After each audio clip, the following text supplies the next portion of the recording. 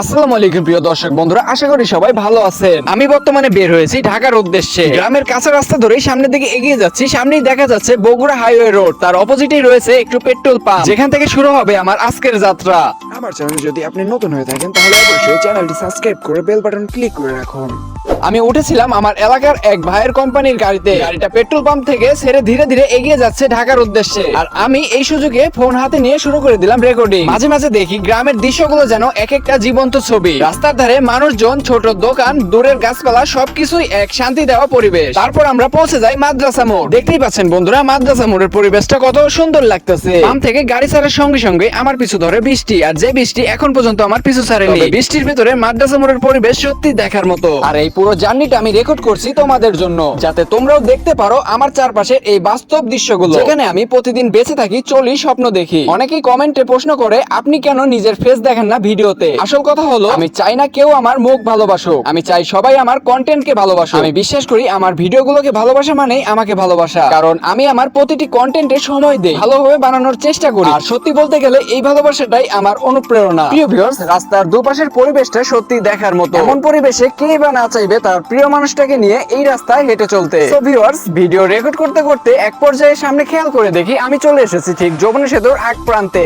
যেখানে এখন আমাদের গাড়িটি বাম সাইডে নিয়ে স্কেল করে তারপর সেতুতে উঠাতে হবে। কারণ শুরুতে আমি তোমাদের বলেছিলাম আমাদের এই গাড়িটি হলো একটি কোম্পানির গাড়ি, যেখানে কোম্পানির মাল নিয়ে ঢাকাতে যাচ্ছে আমাদের এলাকার এক ভাই। আর কোম্পানির যে গাড়িগুলো থাকে, অর্থাৎ ট্রাক, মিনি ট্রাক এবং কি কাভার ভ্যান, যে গাড়িগুলো থাকে, এই গাড়িগুলো সেতুতে উঠানোর আগে অবশ্যই স্কেল করে ওজন মেপে তারপরে উঠানো হয়। তো আমাদের গাড়ি এখন স্কেল করার উদ্দেশ্যে আমরা ধীরে ধীরে স্কেল পয়েন্টের দিকে এগোচ্ছি। দেখতেই পাচ্ছ বন্ধুরা, স্কেল করা প্রায় শেষের দিকে। এখন সামনের দিকে যে আমাদের স্কেল স্লিপটা জমা দিয়ে তারপর সেতু টোল প্লাজায় যেতে হবে, যেখানে আমরা সেতু টোল দিয়ে তারপর যমুনা সেতুতে উঠতে পারবো। সো ভিউয়ার্স, যমুনা সেতু টোল প্লাজা দিয়ে এখন আমরা ধীরে ধীরে উঠছি যমুনা সেতুতে। দেখতেই পাচ্ছ দুপাশের পরিবেশ কত সুন্দর আর দেখার মতো। সো এর আগের ভিডিওতে আমি তোমাদের বলেছিলাম দিনের বেলা কোনো একদিন যমুনা সেতুর সম্পূর্ণ ভিউটা তোমাদের কাছে তুলে ধরবো। তো এই সুযোগটা মনে হয় আজকে আমার কাছে চলে আসে। আমি যতবার জার্নি করেছি ততবারই যমুনা সেতু দিয়ে ঠিক হয় রাতের বেলা গিয়েছি, নয়তো রাতের বেলা এসেছি। আজকে ফার্স্ট টাইম আমিও দিনের বেলা যাচ্ছি এবং চারপাশের পরিবেশটা খুব সুন্দরভাবে দেখতে পারতেছি। যমুনা সেতুতে এইবারই প্রথম ফার্স্ট টাইম আমি দেখতেছি পানি নেই, চর পড়ে আছে অনেকটা জায়গা। ডান পাশে দেখা যাচ্ছে যমুনা রেলওয়ে সেতু, যে সেতুটি কিছুদিন আগে উদ্বোধন করা হয়। পাশাপাশি এই দুইটা সেতু দেখতে সত্যি অসাধারণ লাগতেছে। নেক্সটে কোন জায়গার ভিডিও দেখতে চাচ্ছ তাও কমেন্টে জানিয়ে যাও। ভিউয়ার্স, অবশেষে যমুনা সেতু থেকে নেমে পড়তেছি।